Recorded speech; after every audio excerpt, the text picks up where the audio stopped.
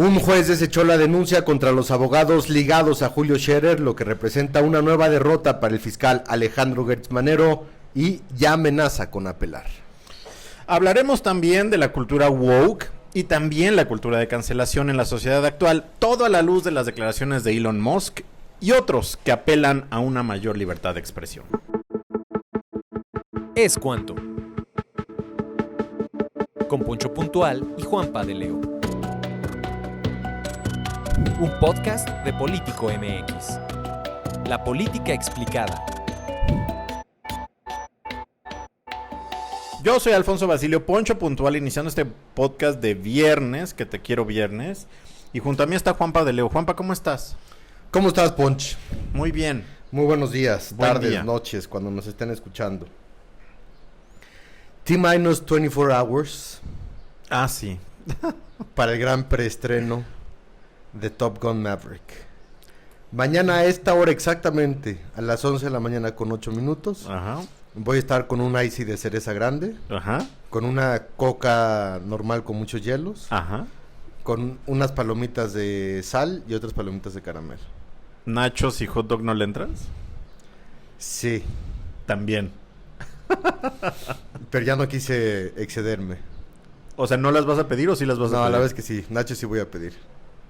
Son básicos. Bueno, Los yo la verdad soy team nachos, no soy team palomitas, debo decir. ¿No comes palomitas? No me gustan. O sea, Me da ningún mucha tipo de sed. palomitas. Antes sí, cuando era niño sí, pero ahorita ya no.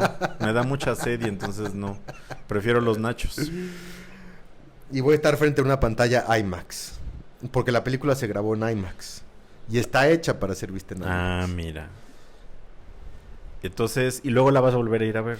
Y luego en la noche la voy a volver a ir a ver.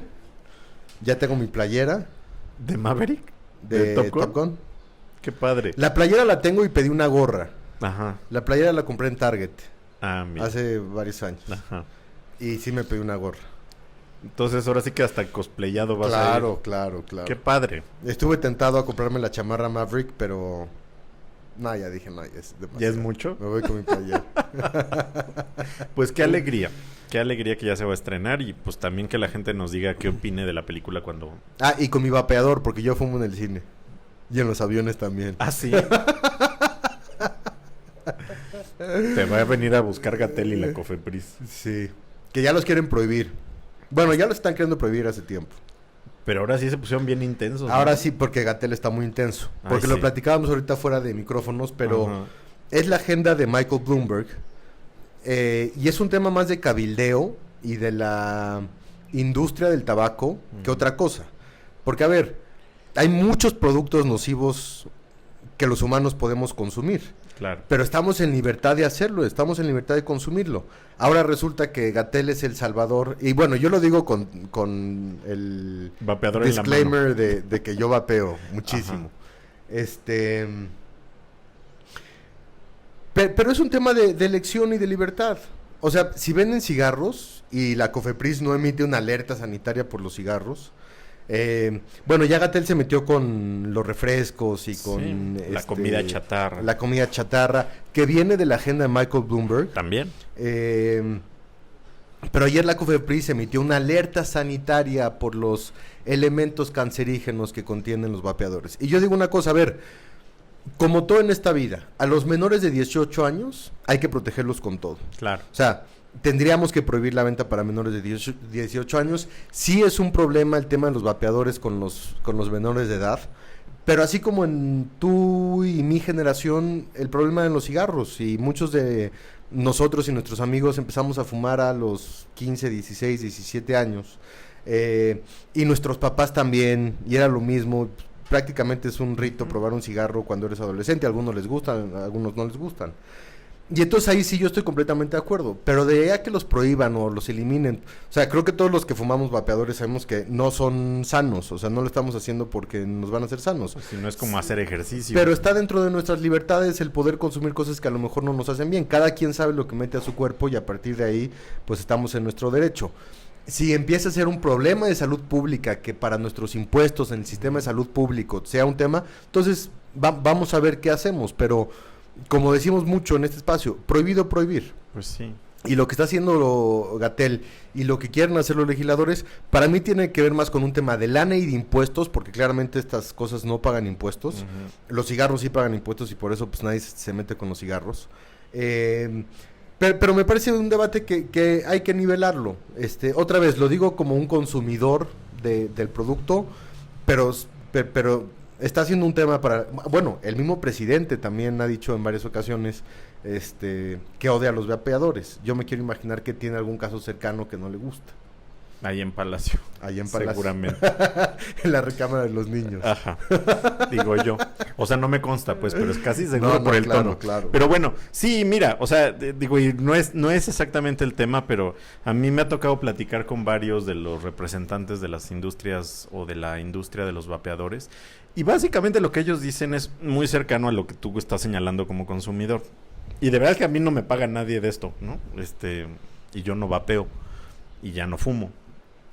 Pero sí estoy muy en pro de la libertad de que cada quien decida y haga lo que quiera. Pero lo que ellos dicen es, a ver, no estamos regulados, que nos regulen.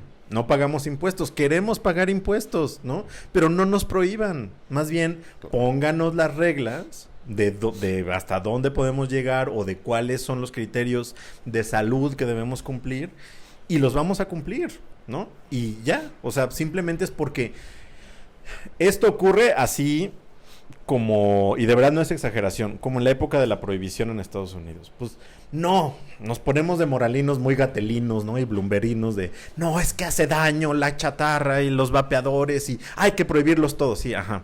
Y entonces, o sea, lo que provoca eso es que después tengas el mercado negro, ¿no? Y entonces los Juan Pablos de la vida van a estar consiguiendo sus vapeadores chinos con plomo.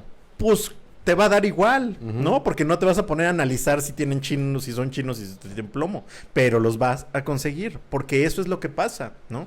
Entonces, en cambio, lo que deberíamos hacer es regularlos correctamente, sí que estén, digamos, revisados por la autoridad sanitaria, y entonces que sea la libertad de las personas las que pues se determine si van a consumirlos o no. Y nadie está diciendo que sean sanos. No. Pero yo soy de la idea de que hay que legalizar las drogas. Pues sí. Y lo hemos dicho en este espacio. Sí. Si tú quieres ir a Sanborns y comprarte un paquete de heroína e irte a tu casa y meterte un arponazo, tienes el derecho a hacerlo. ¿Por qué te lo van a prohibir? Es igual que un tema, o sea, y me voy muy lejos, pero es este tema del suicidio asistido. O sea, si tú ya no quieres vivir, yo estoy por la opción de que digas, bueno, no quiero vivir, tengo todo el derecho a dejar de existir.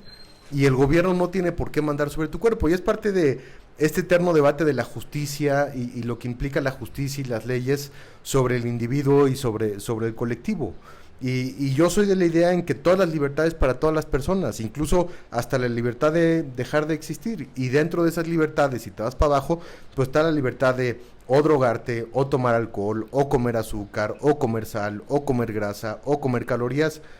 Es tu cuerpo. Campaña sí, concientización sí, regulación sí, pero prohibición no, porque ahí están los ejemplos que tú bien ponías en el pasado con respecto al alcohol y a la prohibición, y no solo lo que generó en el mercado negro, sino lo que generó de violencia, pues las mafias que y Al Capone y todos ellos, claro, por supuesto. Vienen de esa época. Entonces, como siempre, los políticos haciendo cosas ridículas por protagonismo, por lana y por desconocimiento. Ay, y que no se hagan, o sea, pues le están ganando también con eso. O sea, sí, muy puros. Si están queriendo, no es cierto. Fiscalizar a los youtubers, pues que fiscalicen los vapeadores y quitémonos ya de broncas. Que paguen impuestos, pues como cualquier cosa que se consume y ya. Oye, Ponch. A ver. Explícame qué fregados pasó ayer con la Fiscalía General de la República, con el Ministerio Público y el juez, con los abogados de Julio Scherer y con Julio Scherer. Pues a ver, recordemos así rapidísimo, para tratar de no hacerlo muy complejo, porque es un caso que se vuelve de distintas tramas. Pero a ver, recordemos que Juan Collado está peleando y acusa a algunos abogados que están ligados, están vinculados a Julio Scherer de intento de extorsión, ¿no? Y esto se liga con la fiscalía porque pues lo que Juan Collado, el abogado que está acusado de distintas cuestiones de delitos desde hace años, pues lo que dice es que estos abogados ligados a Julio Scherer llegaron y me dijeron, oye, pues cáele con la lana y además cáele con la información, si no, pues te vamos a iniciar un proceso, ¿no?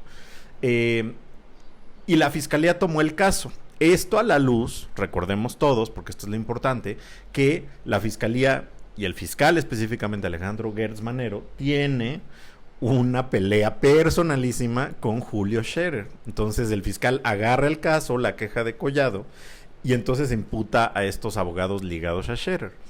Ayer lo que decidió el juez, que por cierto es el juez Padierna, que también estuvo involucrado en el de caso Lozoya.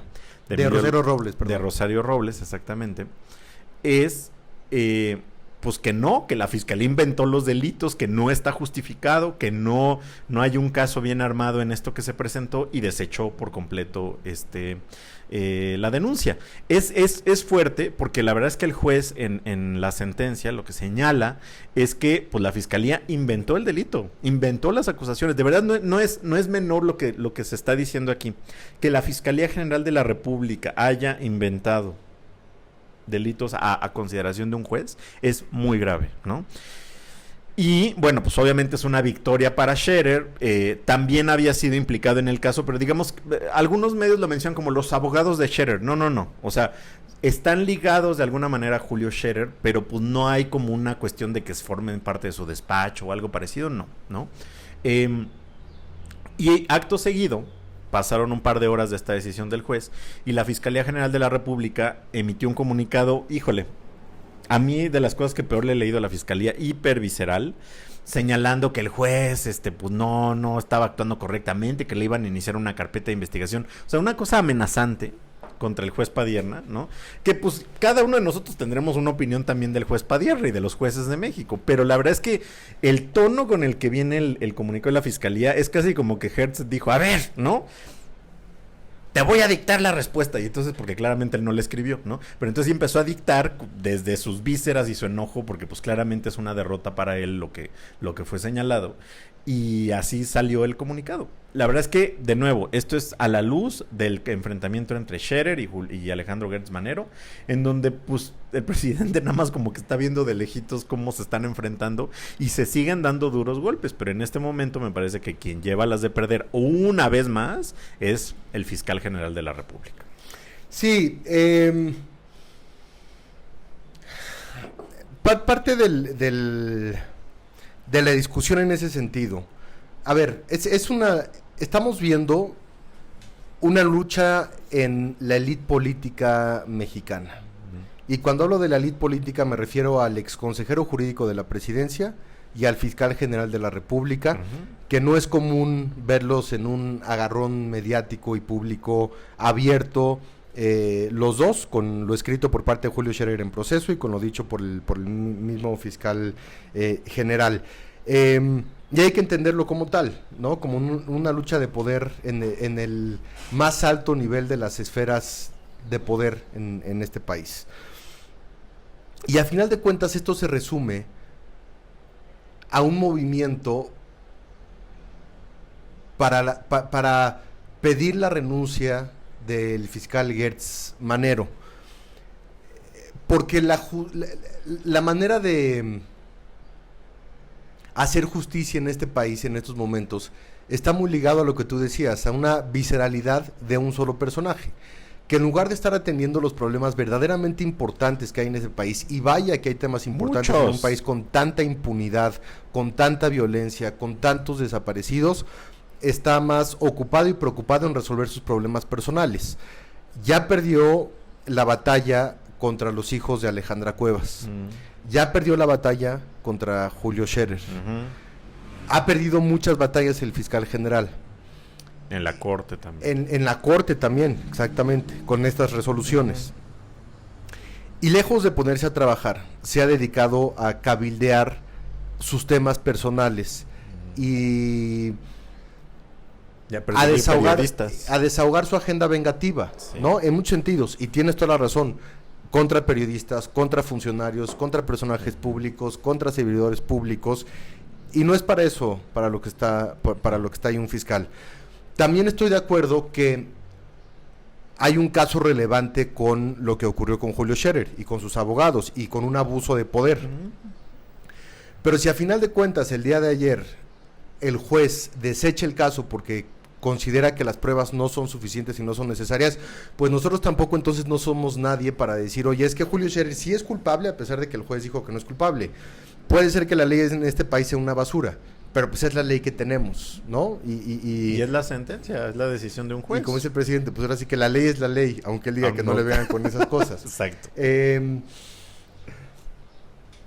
Pero lo que sí es que estamos viendo un fiscal muy debilitado, un fiscal muy visceral, y que no es bueno para el país, e incluso yo te diría no es bueno para el presidente López Obrador. Ahora, de que tiene todo el respaldo del presidente, y de que no va a renunciar, y de que no se va a ir, eso a mí me queda clarísimo. Entonces, la pregunta es, ¿qué decisiones va a tomar Gertz Manero después de todo lo que le ha estado ocurriendo en estos meses, y con estas derrotas políticas públicas, que se han hecho públicas justamente, como para poder seguir teniendo credibilidad al frente del despacho jurídico más importante de este país? Y que le quedan muchos años, porque son 9 de encargo, ¿no? ¿Y lleva 3? Lleva 3. Le quedan 6, todo un sexenio. Es todo un sexenio. Incluso el presidente López Obrador se va a ir y Gertz debería seguir, ¿no? Ahí es donde está la discusión, creo. O sea, porque digamos, no dudo que toda la gente de la fiscalía está trabajando en casos, pero de verdad no hay uno solo grande que el propio fiscal Gertz pueda presumir en lo que lleva en el puesto, ¿no? Entiendo que muchos de los casos y las investigaciones toman tiempo, ¿no? Pero ¿qué resultados está dando? ¿No? La justicia también debe ser expedita. ¿Y a quién y entonces a quién le rinde cuentas? Porque también esto de comparecer ante el Poder Legislativo, los de Morena lo impiden o lo hacen en privado. Cerrada. Híjole, o sea, no, ¿por dónde como ciudadano?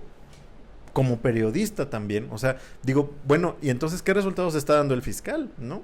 Porque digo, fue elegido por los legisladores, ciertamente, ¿no? Que son representantes de nosotros, pero ¿qué resultados está dando? Más allá de usar la fiscalía como su despacho personal y resolver o intentar resolver sus casos personales. Y una de las grandes manchas, incluso para el presidente López Obrador, es el caso de Emilio Lozoya. Sí.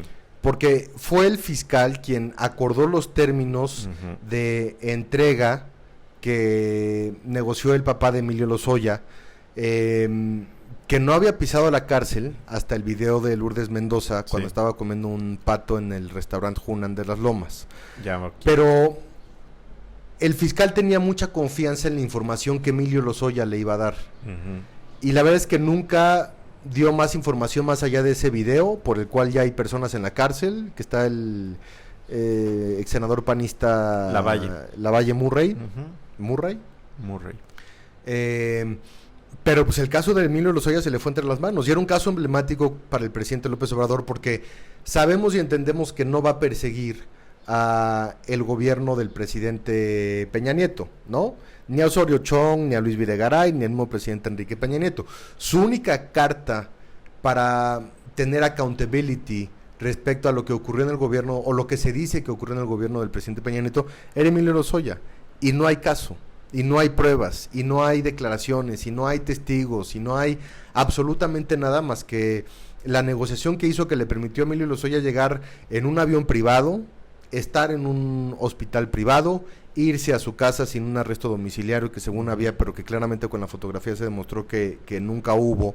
Y entonces, pues son derrotas muy importantes que manchan también el quehacer jurídico del presidente López Obrador. Sí, la verdad es que ese caso, recordemos que todo está ligado específicamente al escándalo de Odebrecht, que además fue en prácticamente toda América Latina. Que en México no había habido un solo detenido. El único país. Llevábamos años sin un solo detenido para un caso que tiró presidentes, fíjate, en Ecuador, en Perú, en Brasil creo que también, no sé si... Sí, que fue el caso de Lavallato y demás, que sí está vinculado de alguna manera al tema. Y aquí solo logramos a Lozoya, lo cual era un gran golpe por eso dices lo emblemático y coincido. Y se desinfló. Absolutamente. Y entonces ya no tenemos más que a un señor que le gusta comer pato, que dice que tiene todo, ¿no? Que acusa también como un poco sin razón y que no ha logrado probar más que... Ya ni lo de Lourdes Mendoza. Pues no, por eso te digo. stood up, ¿no? O sea, ¿cómo se dice? Se mantuvo. Se pues mantuvo. Sí, no está sostenido esa acusación, ¿no? Pues ahí, o sea, veamos a la luz de quién realizó esa negociación, de cómo están las cosas, o quién fue el que llegó con el presidente López Obrador a decirle, mira, ya tengo el caso resuelto y así está el acuerdo. No parece que sea así, ¿no? Completamente de acuerdo. Pues una fuerte derrota el día de ayer para el fiscal Gertz Manero. Han dicho ya los abogados que van a pedir la destitución del fiscal. Uh-huh. Se unen a las diferentes voces que están pidiendo la destitución del fiscal. No lo van a destituir. No. Pero pues el fuego y el calor de la cocina se sigue elevando, ¿no? ¿Cuánto más puede aguantar? ¿Quién sabe? Punch, A ver, mi héroe, ahí viene ya todo. mi guía, 10 minutos aguantes. mi gurú, Elon Musk. Ajá, Ha puesto de nueva cuenta en la discusión pública sí. la agenda woke. Para Ajá. quienes no sepan qué es la agenda woke viene de la palabra anglosajona awake, Exacto. que es despierta, Uh-huh. y que woke simplemente es awake, pero en un tiempo presente, ¿no? Uh-huh. Presente infinitivo, ¿cómo se dice esa madre? No, ya me estoy si me pones en 4 horrible. Pues presente. Tú eres mucho mejor que yo para esas Presente. cosas, pero woke es en español estar despierto. Uh-huh. Y es una agenda que viene manejando la izquierda, si todavía le podemos llamar izquierda, que se centra en temas sociales, raciales Uh-huh. y de género, y que a su vez tiene resonancia en esta política de identidad, que la identity politics y la política de identidad tiene justamente que ver en un foco y en un espectro de minorías que se aplica para toda una política general de mayorías, digamos. Entonces, si el tema del racismo es sufrido por un grupo de personas, se aplica a toda una política general. Si el tema de la homofobia es sufrido por un grupo de personas, se aplica a una agenda general. Si el tema de la transfobia se aplica a un grupo de personas, se aplica a toda una agenda general. Entonces, la crítica a la política de identidad es que hay personas que dicen, a ver, hay temas mucho más importantes que ver en un gobierno, en una legislación y en una política que el tema de la transfobia, por ejemplo, por decirte algo, ¿no? Deberíamos estar metidos mejor en el tema de la salud pública y de los ingresos y de la inequidad, etcétera, etcétera. Pero estas agendas de las minorías toman la conversación pública y la conversación política en su generalidad. Entonces, en lugar de estar discutiendo el tema de los impuestos o de los ingresos, estamos discutiendo si las personas transgénero pueden utilizar los baños de hombres o mujeres o viceversa, y ese tipo de cosas. Entonces, son dos temas intercalados en los cuales dice Elon Musk ahora que quiere comprar Twitter. Es que la agenda woke está acabando con la humanidad. Y la agenda woke está acabando con la conversación pública, está acabando con el debate. Porque ¿cuál es la particularidad que tiene la agenda woke? La cancelación. Es decir, si tú no piensas igual que un sector, si tú no reaccionas como debes de reaccionar a los problemas de cierto sector, entonces mereces la cancelación. Y a la cancelación me refiero es que por tus opiniones, entonces ya no mereces ser actor, o ya no mereces ser cantante, o ya no mereces ser ingeniero, o ya no mereces ser abogado. Es decir, hay una línea de pensamiento único que muchas personas dicen es un peligro para la discusión pública, porque finalmente nosotros como humanidad hemos progresado, hemos crecido y hemos avanzado gracias a los debates, gracias a las discusiones. Yo no estoy diciendo que haya una verdad absoluta. La agenda woke habla de una verdad absoluta. Y yo me imagino en tiempos pasados de la Inquisición eclesiástica o de los tiempos de los conservadores, en los que, no sé, el Marqués de Sade era considerado como algo prohibido y algo nocivo, y entonces vamos a ocultar sus libros. Pues hoy no tendríamos los textos del Marqués de Sade que nos muestran cómo era un momento de la historia humana, que hoy decimos, ok, por supuesto que el racismo y la esclavitud estuvo terrible, pero en aquel momento era la norma, y tenemos que entender que la humanidad justamente ha progresado de eso que era la norma a una conciencia en donde se entendió que los seres humanos somos iguales y nadie es propiedad absolutamente de nadie y todo trabajo debe ser remunerado y no debes de discriminar a nadie por su color de piel, porque ni siquiera es un tema de raza, es por el color de piel. Pero yo sí estoy de acuerdo con Elon Musk en que a pesar de que la agenda woke tiene muchos puntos importantes,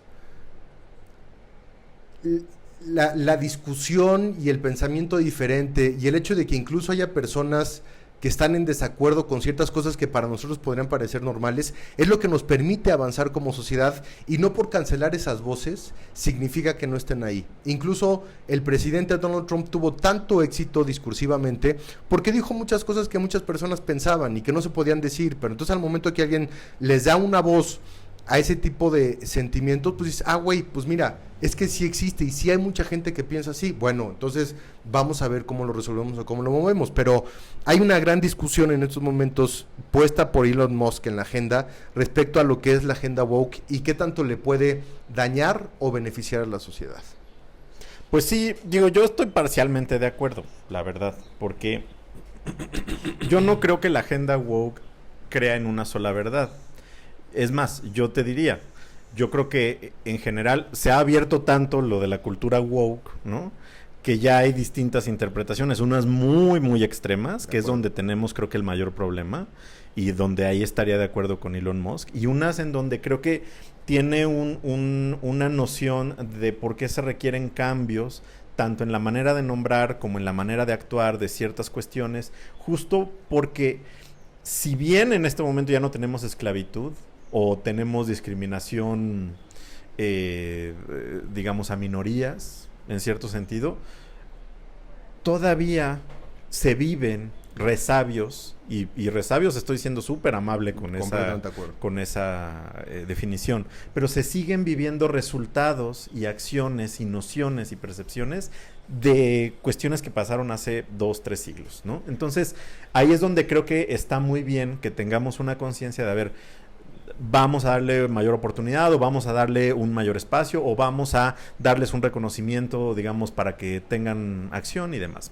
Pero claro, en Twitter, por ejemplo, ¿no? Que pues es el centro de la discusión para esto, me acuerdo mucho, y no voy a nombrar quién, ¿no? Pero es donde yo lo pongo como ejemplo. Yo sé que solo es un caso y probablemente argumentativamente no es tan válido, pero era Día de las Madres, hace unos años, ¿no? Y entonces, pues, todos estaban, pues, felicitando a mamá y poniendo fotos y así, ¿no? Y hubo una persona que dice, qué inconscientes son, porque no todos tuvimos una buena relación con nuestra mamá, y ahí están, comparte y comparte, y entonces, o sea, qué pena, ¿no? Y claro, ciertamente, son ciertamente hay mucha gente que no tiene relación buena con su madre o con su padre o con sus hermanos, ¿no?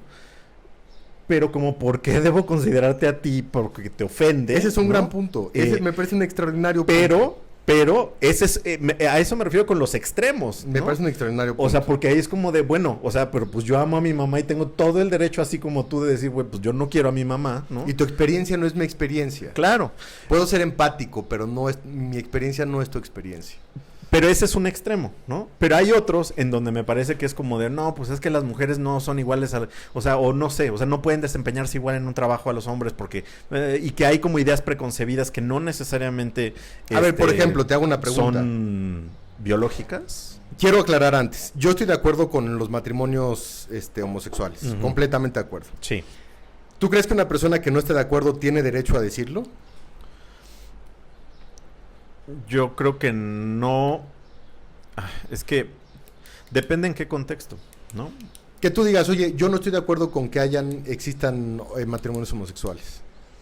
Que lo expreses. Pues mira, que lo exprese, pues seguramente sí, que tiene derecho a hacerlo. Pero también, o sea, estoy consciente que si yo fuera homosexual, por ejemplo, diría, ¿y por qué tú estás negando los derechos que yo tengo como persona? Que es un debate. Y yo estoy, a ver, otra pero vez. Es un derecho otorgado. Claro. O sea, no es como que... Pero ¿tienes derecho a decirlo o no? Pues digamos, yo te diría sí, ¿no? Pero igual es aguantarse las consecuencias que de eso venga, ¿no? Siempre si lo es hemos que dicho. Está regulado. Siempre lo hemos dicho. Discursos de odio no. El decir, maten a todos los homosexuales, no. No. De acuerdo. Pero poder opinar respecto a cómo debe de ser la sociedad sin caer en el discurso de odio, me parece que es válido opinar y tener una posición respecto a esos temas, porque otra vez la experiencia de esas personas es una experiencia conservadora, es una experiencia, no sé, hasta si quieres, imagínate un caso de un mormón en Utah, ¿no? Así creció, así lo educaron y por ciertas razones tiene el pensamiento que tiene, que yo no digo que esté bien, pero simplemente otra vez venimos de las experiencias de vida de cada uno que te llevan a tener ciertas opiniones de cada cosa, porque todos opinamos diferente en absolutamente todo, todos tenemos diferentes concepciones de la vida, de lo que tendría que ser la sociedad, de cómo tendríamos que relacionarnos, y la verdad es que no hay una verdad única, todos estamos bien y todos estamos mal, porque tú lo puedes ver desde el ángulo izquierdo, desde el ángulo derecho, desde el medio, y dependiendo de donde lo veas, es donde vas a opinar. Pero de ahí a que canceles o evites esos comentarios, me parece que es algo que daña muchísimo el debate público, porque parte de lo que dicen los Musk es, el algoritmo de Twitter te enseña lo que te quiere enseñar y te toca las fibras importantes que son las que te hacen enojar, y entonces por eso Twitter es tan beligerante. Sí. Y están todas las voces, y están todos los que todo el mundo opinamos, y estamos ahí para discutir y para debatir y para llegar a un punto medio que nos pueda ayudar a vivir o convivir en la sociedad tan compleja y tan diversa que tenemos, con la diversidad de opiniones y de visiones. Y a final de cuentas la mayoría de los países vivimos una democracia, y en una democracia es lo que la mayoría diga. Entonces yo podré tener mi opinión, pero si hay una mayoría que fue electa democráticamente y entonces controlan los congresos y los legislativos, y a partir de ahí se hacen diferentes leyes en favor o en contra de, pues ahora sí que, pues eso es la mayoría, y yo puedo estar en desacuerdo con la mayoría, pero para poder convivir debemos de aceptar, hemos llegado a un contrato social en donde aceptamos la decisión de las mayorías, porque si no sería imposible la convivencia, porque pues todo el mundo tenemos opiniones diferentes de todas las cosas. Pero no necesariamente la mayoría tiene razón. Pero entonces no seamos democráticos, seamos tecnócratas o aristócratas. O más bien tomemos en cuenta a minorías también, ¿no? Claro, que ahí está la representatividad, por ejemplo, de los plurinominales, de lo que tanto hemos platicado aquí. Ahí están representados, que por ejemplo un sistema así no existe en Estados Unidos, no hay diputados plurinominales. Aquí me parece que incluso ha sido una buena práctica. Pero también hay minorías que estoy seguro que no estamos de acuerdo con, por ejemplo, los mormones, otra vez, la poligamia, pues sí, la mayoría no estamos de acuerdo, pero esa minoría vamos a tomar en cuenta entonces la poligamia de esa minoría. Y otra vez, ¿quién dice que está bien y que está mal? Entiendo que hay un estándar de derechos, era lo que tú hablabas, ¿no? O sea, si son derechos humanos, pues ahí sí pues es innegable, ¿no? Y todos conocemos y están muy bien definidos los derechos humanos. Y de ahí creo que yo estoy completamente de acuerdo, no nos podemos salir. Todo lo demás está discusión. Pues sí, o sea, digamos, es que ahí es donde está la línea muy delgada y pues uno se puede pasar de uno u otro lado en esta argumentación. Porque pues la verdad es que si ya están reconocidos, por ejemplo, los matrimonios entre personas del mismo sexo, pues ya es un derecho, ¿no? O sea, que tú digas que no, pues es tu opinión, como pues también que podemos la puedes volar. tener. Pues sí, la puedes tener. Ese es mi punto. Pero no, digamos, igualmente se te puede, digamos, criticar, ¿no? Y señalar porque pues eres un antiderechos. Claro. ¿No? Porque ya es un derecho otorgado. Pero no te y pueden reconocido. cancelar. Digamos, pues depende de cómo esté la cuestión, ¿no? Porque la cancelación no viene por ley. Exacto. Viene por una cuestión social. Por las masas. ¿Social? Por las masas. Ajá. Pero si las masas son mayoría, pues también... Lo hablábamos, por ejemplo, con el caso de Ron DeSantis en Florida y con Ajá. el Don't Say Gay con Sí. Disney. Ron DeSantis es gobernador porque las mayorías de Florida así lo decidieron. Porque están en línea con el pensamiento y las propuestas y la plataforma que él tiene. Hay escuelas que quieren empezar a enseñar identidad de género desde los 5 o 6 años. Hay muchos padres de familia, incluyendo a Ron DeSantis, que dicen, oye, no me parece correcto que a los 5 o 6 años le estés enseñando temas de identidad de género a los niños. La ley pasó. Y no quiero ni siquiera decir la comunidad homosexual, pero cierto sector de la sociedad dijo, a ver, esa ley es restrictiva, y entonces le pusieron el don't say gay, de no digas gay, entonces no podemos hablar de los gays porque entonces no existen. Y ante esa posición, Disney tomó una posición que era mucho más abiertamente gay friendly, ¿no? Y Ron DeSantis tomó repercusiones fiscales en contra de Disney. Si hay un sector de la sociedad que le preocupa que a sus hijos de 5 o 7 años les estén enseñando identidad de género, me parece válido tener esa posición. O sea, porque no hay una verdad única sobre el desarrollo de los niños, no hay una verdad única sobre la identidad sexual. Hay quien dice que es algo que viene de nacimiento, hay dice que alguien que es algo aprendido. No hay una verdad. O sea, no hay una verdad médica y científica que uno nos pueda decir, oye, esta es la razón, y a partir de esta razón científica, que la ciencia debe estar ante todo, entonces los niños deben de aprender de tal y de tal y de tal manera, sino que son posiciones políticas, ideológicas de los dos lados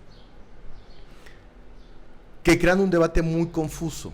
Y a menos de que escuchemos a las dos partes y a las dos voces y permitamos que a partir de ahí el conocimiento y la ciencia avancen, entonces podremos tomar decisiones informadas de que yo estoy de acuerdo que todos los que están en esa discusión lo que quieren es lo mejor para sus hijos, de los dos lados, y por eso toman esas posiciones. Pero a final de cuentas, cuando no hay una verdad científica respecto a los temas, pues entonces debemos escuchar a las dos partes, y tú y yo casi coincidimos en todas las posiciones que tenemos ideológicas. Pero eso no hace que tú y yo tengamos la razón. No. Y ni que la otra parte tampoco la tenga. Pero entonces lo que yo siempre digo es, y a mí lo que me encanta hacer y lo que hacemos en este espacio, debatamos, claro, con conocimiento, con respeto, con empatía, pero debatamos. Pues sí, o sea, digo, creo que ahí es donde está el resumen, porque como hemos perdido en México mucho y en el mundo creo que cada vez más, pues esa posibilidad y esa cuestión de debatir, pues simplemente te vas por lo fácil, que es cancelar, ¿no? Y déjame hacer un paréntesis. De los dos lados. Hay un gran libro de Malcolm Gladwell que a mí me encanta, que es un gran sociólogo y tiene libros increíbles, padrísimos y muy padres de leer. Uno de los, creo que es el último que sacó, que se llama Talk to Strangers, ¿no? Hablemos y dice exactamente lo que tú estás diciendo. Nos estamos metiendo en esta polarización y en este odio y en esta crisis social porque ya no nos hablamos los unos con los otros. Solamente hablamos con los que refuerzan nuestras ideas pero cada vez es más difícil hablar con el de la fila, con el de la cola, con el vecino, con la persona que no nos hemos dejado de hablar entre nosotros. Y justamente el punto que haces, y por el que hice el paréntesis, es porque es lo mismo que dice Malcolm Gladwell respecto a los orígenes del por qué estamos en esta crisis tan profunda en la que estamos respecto a la conversación. No nos hablamos entre nosotros. Sí, y pues ahí es donde tendríamos que iniciar, ¿no?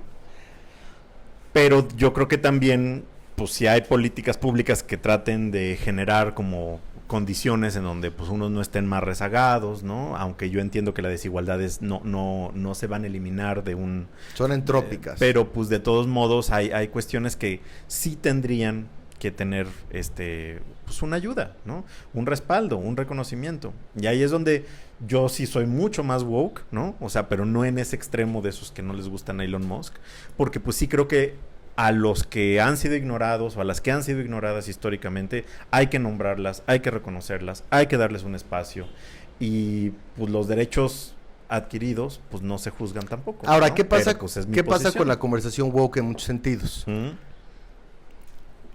Los que están interesados en esos temas tienen acceso a los medios de comunicación, tienen acceso a la clase media, tienen acceso a las redes sociales. Entonces, parte de lo que dice esta agenda anti-woke es, ¿por qué no estamos hablando de los olvidados de las sierras y de los espacios rurales en México, y sí estamos hablando de las personas transgénero?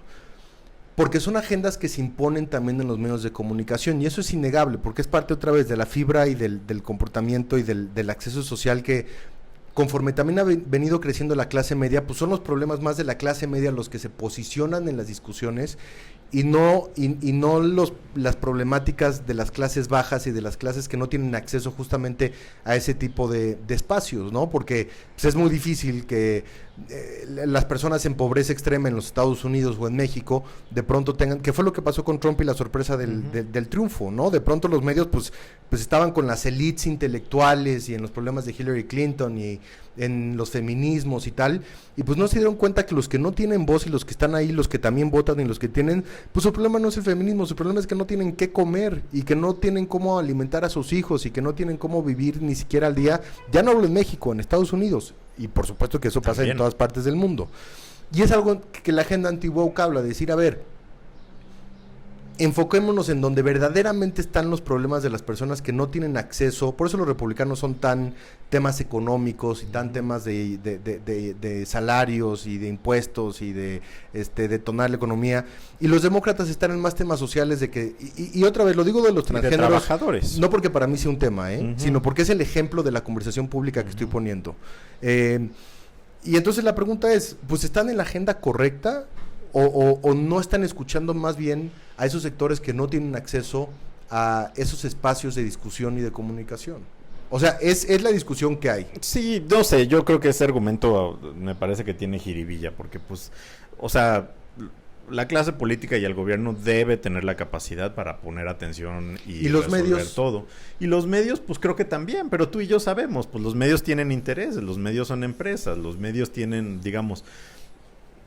Pero entonces también los vas a obligar a hablar del campo y a hacer una regulación mediática para que, o sea, no lo sé, ¿no? Ahora, yo diría que no, pero digamos, me parece que es como decir, es que hay problemas más graves, está un poco como... cada quien tiene sus temas. Pues sí, ¿no? O sea, y no digo que sean menos o más, pero... No, es como, a ver, yo soy... activista animal y protector animal, y cuántas veces no me han dicho, ¿y por qué no te importan tales temas? Pues porque, güey, a mí me importan estos temas, a ti que te importan los otros temas, y juntos cada quien desde su trinchera con sus temas, pues entonces avancemos cada quien por la suya para hacer de este mundo un mundo mejor. Exactamente. Entonces, o sea, digamos, a mí lo que digo es un argumento así como de, no, es que solo podemos, esto es lo verdaderamente importante. Pues a mí como, ¿por qué vas a venirme a decir qué es lo verdaderamente importante? ¿No? Lo woke te dice tienes... que es lo verdaderamente importante. Pues no, lo que yo decido que es verdaderamente importante, ¿no? Porque también si lo encajamos como de que a mí me llega la agenda woke cada 2 semanas por correo, pues no. No, pero te llega a través de todos los estímulos, pues de sí. todo lo que tú consumes. Sí, o sea, en eso estoy de acuerdo, pero pues al final yo he decidido creer, ¿no? O sea, nadie me está lavando el cerebro, ¿no? Pues sí. Pues no creo, sinceramente no creo.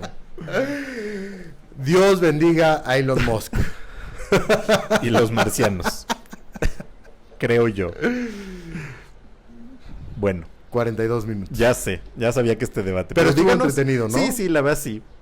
Díganos ustedes qué opinan de este debate de los wokes y los no wokes.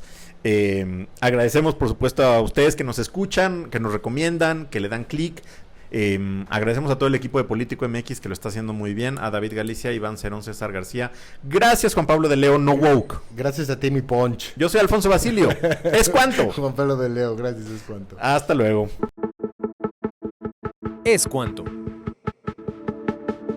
Con Poncho Puntual y Juanpa de Leo. Un podcast de Político MX. La política explicada.